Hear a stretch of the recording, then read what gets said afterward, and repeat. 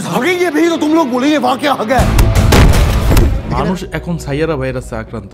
Social মিডিয়ার সব জায়গায় এখন সাইয়ারা মুভির কথা চলতেছে। কি রকমের পাগলামি চলতেছে মুভিটা নিয়ে। কিছু কাপলরা তো মুভি শেষে প্রপোজ করা শুরু করে দিছে, আবার কিছু হলের ভিতরেই নাচানাচি শুরু করে দিছে, আর কিছু মানুষ তো আবেগে পুরোপুরি শেষ। বিশেষ করে যারা রিসেন্টলি শেখা খাইছে তাদের অবস্থা তো শেষ একবারে। তাদের কাছে এটা বেস্ট মুভি 2025 সালের মুভিটা। আমিও দেখলাম। কিছু কিছু সিন দেখলে মনে হবে যে এটা আশিকের ট্যুর থেকে নেওয়া, কিছু কিছু না, অনেক সিনই দেখলে আপনার কাছে মনে হবে যে এটা আশিকের ট্যুর থেকে নেওয়া। শুরুর দিকে ছেলের যে গেটআপটা থাকে আর যেরকম শার্টের স্টাইলটা করে এরকম দেখে মনে হয় যে একদম রাহুল জেকারের মতন একটা ভাইব পাওয়া যায়। আবার শেষে যে ভাঙচুর করে নিচে বসে চিৎকার দেয়, পুরোটাই আমার কাছে আশিকের ট্যুর মতন ফিল হইলো। কিন্তু ওইখানে তুম হি হো এরকম একটা শুটটা নাই। আর যে স্টোরিটা ছিল 80% ওই কোরিয়ান ওই মুভিটা থেকে নেওয়া। মুভিটার নাম হচ্ছে এ মোমেন্ট টু রিমেম্বার। ওই মুভিটা আমি দেখছি, খুবই সুন্দর একটা মুভি ছিল। শুধু ওই মুভিটাতে এই গানের ব্যাপারগুলো ছিল না, কিন্তু ওভারঅল যেটাই হোক সাইয়ারা মুভিটা অনেক সুন্দর হয়েছে। কিন্তু কিছু কপি মুভি যে আমরা দেখি না, যেগুলো দেখলে মাঝ রাস্তায় মনে হয় যে বন্ধ করে দেয়, এই মুভিটা ওরকম ছিল না। ইমোশনাল সিন গুলো খুবই সুন্দর করে করছে, কয়েকটা গানও অনেক সুন্দর হয়েছে।